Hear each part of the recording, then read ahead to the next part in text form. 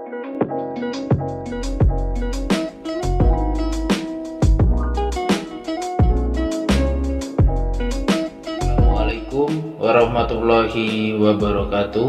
Perkenalkan, nama saya Muhammad Rafi Habibullah dengan NPM 190100151 dengan kode N048. Video ini ditujukan untuk memenuhi nilai ujian tengah semester Al-Quran dan hadis dan pembelajarannya. Ada 5 soal yang diberikan oleh dosen. Yang pertama tentang konsep, kedua RPP, ketiga strategi, keempat media, dan kelima evaluasi. Baik, masuk pada soal nomor 1. Bagaimana konsep Merdeka Belajar dan Pendidikan 4.0? Pemerintah melalui Kemdikbud telah memulai revolusi pendidikan sejak tahun 2019 lalu, baik di tingkat dasar, tingkat menengah, hingga tingkat tinggi. Konsep yang diusung dalam revolusi ini adalah merdeka belajar di semua aspek pendidikan formal. Namun, tampaknya masih banyak pihak yang meragukan apakah Indonesia telah benar-benar siap dalam penerapan sistem merdeka belajar ini.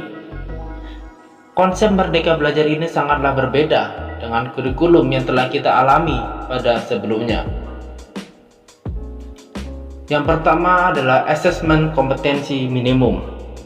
Dalam hal ini, siswa diharapkan mampu untuk menunjukkan kemampuan minimum dalam hal literasi dan numerik.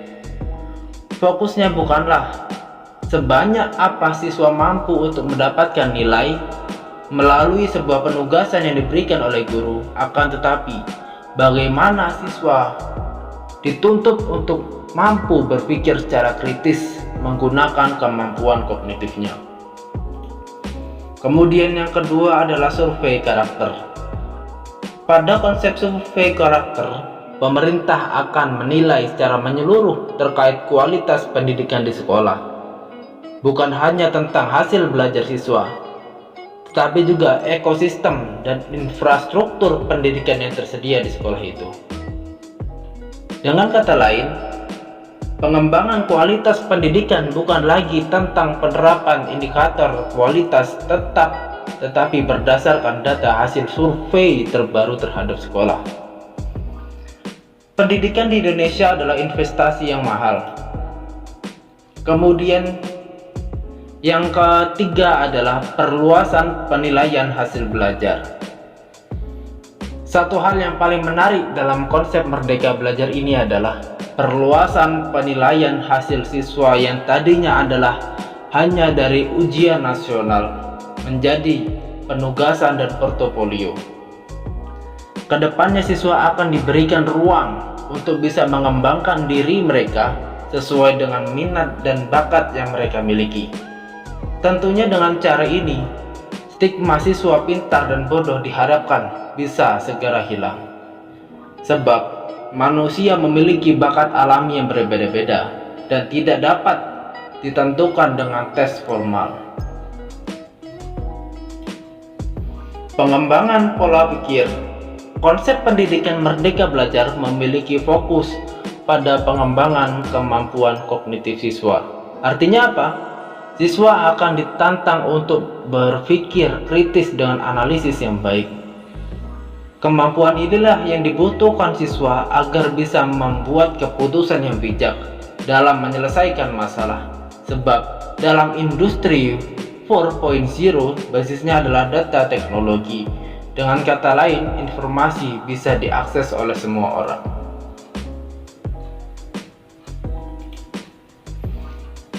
Kemudian berlanjut pada soal nomor 2, RPP. Apa rancangan pembelajaran Al-Quran hadis yang Anda miliki dalam menyambut era pendidikan 4.0 ini?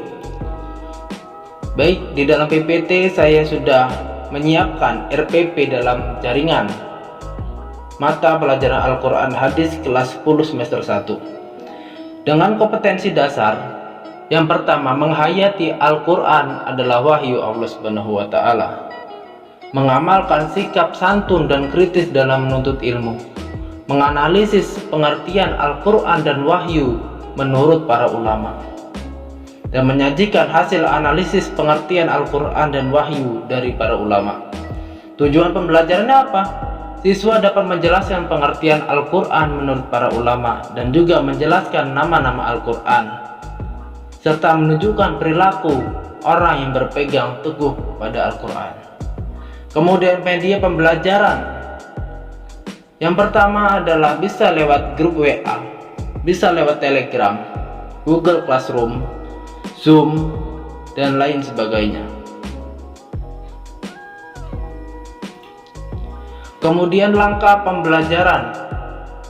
Pendahuluan, guru memberikan salam dan mengajak semua siswa untuk berdoa. Kemudian memberikan sebuah motivasi. Berlanjut ke kegiatan inti. Sebelumnya guru sudah membuat kelas baik di grup WA maupun di Google Classroom. Kemudian guru memberi salam kepada siswa untuk berinteraksi melalui forum, contohnya di grup WA. Kemudian masuk ke perkenalan, diskusi dan tanya jawab seputar pembelajaran di grup tersebut, dan mengisi daftar hadir setiap pertemuan. Berlanjut kepada penutup, guru mengucapkan terima kasih kepada para siswa yang telah masuk ke dalam kelas, dan juga guru mengingatkan kegiatan pembelajaran untuk pertemuan berikutnya. Kemudian tentang penilaian, ada 4 aspek yang dinilai pada pembelajaran ini. Yang pertama adalah sikap spiritual, sikap sosial, pengetahuan, dan keterampilan. Soal yang nomor 3, bagaimana strategi pembelajaran Al-Quran, hadis, dan pembelajarannya dalam menghadapi tantangan di era pendidikan 4.0? Baik, strategi yang pertama adalah tetapkan manajemen waktu. Atur waktu belajar dengan teratur. Kerjakan dengan fokus tugas yang dibebankan oleh guru atau dosen kita. Tentunya dengan hal ini lebih mudah dijalani jika pihak sekolah ataupun universitas memberikan batasan jadwal akses daring kepada murid-muridnya. Tentunya hal ini akan berbeda jika penyedia layanan pendidikan memberikan fleksibel penuh terhadap para pelajar. Tentunya para siswa mesti mengatur sendiri jadwal belajar mereka. Kemudian strategi yang kedua adalah mempersiapkan teknologi yang dibutuhkan. Para murid harus mengetahui peralatan apa saja yang dibutuhkan untuk melakukan pembelajaran jarak jauh. Tidak semua sekolah sudah menyediakan pelayanan belajar daring yang memadai. Oleh karena itu, beberapa platform belajar daring dapat menjadi salah satu jalan alternatif. Demikian juga perkakas teknologi seperti komputer, seperti smartphone, tablet, atau yang lainnya menjadi penting, dan terutama juga jaringan internet yang baik.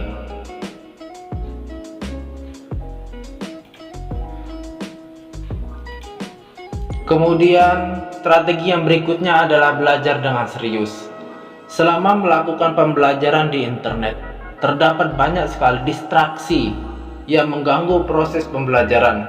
Godaan untuk menonton YouTube, mengakses sosial media, hingga membaca konten berita secara impuls seringkali dilakukan tanpa rencana sebelumnya. Oleh sebab itu, penting bagi siswa untuk berusaha fokus konsisten selama waktu belajar yang ditetapkan.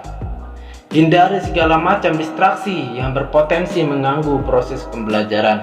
Jika kemungkinan, tetapkan ruang khusus untuk belajar dan menjauhi diri kita dari gangguan anggota keluarga yang lain. Kemudian yang terakhir adalah jaga komunikasi dengan pengajar dan teman kelas. Kita seharusnya menggunakan momen-momen semacam ini untuk mengasah keterampilan komunikasi kita.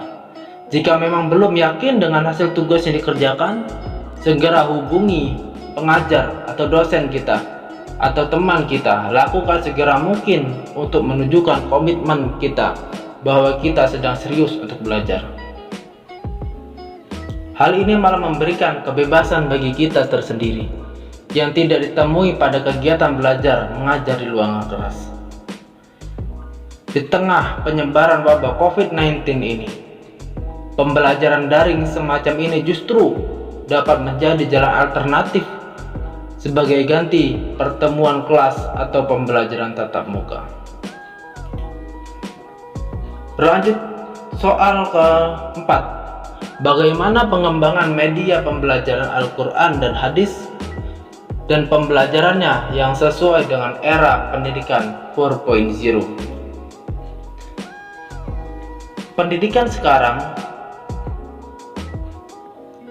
tak lepas dari media yang digunakan untuk proses pembelajaran, dan media yang digunakan tak luput dari perkembangan zaman berupa perkembangan teknologi, sehingga bentuk media seringkali digunakan di era 4.0 ini, yaitu berbasis online seperti HTML, e-learning, media sosial, web, e-book, YouTube, dan lain sebagainya. Tentunya metode pembelajaran ini akan lebih bervariasi sesuai perkembangan zaman yang selalu menuntut perubahan, sehingga siswa tidak bosan untuk belajar. Apa aja sih media pembelajaran? Di sini saya jabarkan 4. Yang pertama, bisa lewat smartphone, bisa lewat laptop, tab, dan komputer. Kemudian aplikasi apa aja sih yang digunakan pada media pembelajaran? Kebanyakan saat ini adalah aplikasi WhatsApp, bisa lewat YouTube, bisa Google Classroom, bisa LMS yang seperti kita gunakan pada saat ini, dan lain sebagainya. Masuk pertanyaan yang terakhir, yaitu tentang evaluasi. Pendapat Anda tentang evaluasi pembelajaran Al-Quran, hadis, dan pembelajarannya dalam suasana yang berdampingan dengan wabah COVID-19. Baik, saya jabarkan. Yang pertama, masuk kepada pengertian. Kegiatan pengumpulan data yang digunakan untuk mengukur sejauh mana tujuan pendidikan yang telah dicapai. Itu adalah pengertian dari evaluasi. Apa sih tujuan dari evaluasi? Evaluasi bertujuan untuk mengetahui pelaksanaan program pembelajaran daring terhadap pencapaian tujuan. Hasil eksekusi ini, evaluasi ini penting untuk mengetahui kemudahan, kendala, serta solusi yang dapat kita ambil. Kemudian model apa aja yang ada pada evaluasi ini? Yang pertama adalah model Taylor, model evaluasi sumatif dan formatif, penilaian acuan normatif dan penilaian acuan patokan, model continence, dan model bebas tujuan. Baik, teori-teori apa aja yang ada pada evaluasi? Saya menjabarkannya 4. Yang pertama adalah tentang riset. Evaluasi merupakan salah satu jenis riset, yaitu peneliti tunduk kepada kaidah-kaidah ilmu pengetahuan. Metode yang digunakan dalam penelitian dapat digunakan dalam evaluasi. Teknik penarikan sampel, instrumen, dan data analisisnya sesuai dengan teknik penelitian. Kemudian yang kedua, objek evaluasi. Objek evaluasi berupa yang akan diajukan, evaluasi yang dilakukan di semua sektor kehidupan tentunya, yang mana pada setiap sektor memiliki objek evaluasi yang menarik. Kemudian yang ketiga, menilai. Evaluasi berarti melakukan penilaian kualitas baik buruknya, rendah tingginya, kualitasnya, dan kinerja dari suatu program evaluasi, dan penilaian manfaat, bermanfaat tinggi atau rendahnya program itu tentunya dalam kegiatan suatu tujuan standar tertentu. Kemudian yang keempat adalah pengambilan keputusan. Dalam evaluasi, mengambil keputusan mengenai objek evaluasi dipergunakan untuk mengambil keputusan mengenai objek evaluasi. Baik, apa pendapat saya? Pendapat saya, pembelajaran daring saat ini dijadikan solusi pada era pandemi COVID-19. Maka daripada itu, pembelajaran secara online adalah solusinya yang dapat mempermudah guru dan peserta didik untuk saling berkomunikasi dalam proses pembelajaran. Pembelajaran daring membutuhkan alat berupa smartphone atau komputer yang terkoneksi dengan internet. Namun ada kalanya kebutuhan minimal dari perangkat yang belum terpenuhi, baik dari guru maupun dari peserta didik. Hal ini akan berdampak pada keberlangsungan proses pembelajaran. Kendala atau hambatan dapat pembelajaran daring yaitu sulitnya akses jaringan internet, sulit dalam teknis penggunaan media daring sosial media seperti handphone. Siswa merasa sulit belajar mandiri dalam memahami materi yang diberikan dalam pembelajaran daring. Maka daripada itu, perlu diadakannya evaluasi dalam pembelajaran daring ini untuk mengetahui kesulitan atau kendala serta kemudahan dalam pembelajaran daring. Baik, mungkin itu yang dapat saya sampaikan. Saya akhiri. Wabillahi taufiq wal hidayah. Wassalamualaikum warahmatullahi wabarakatuh.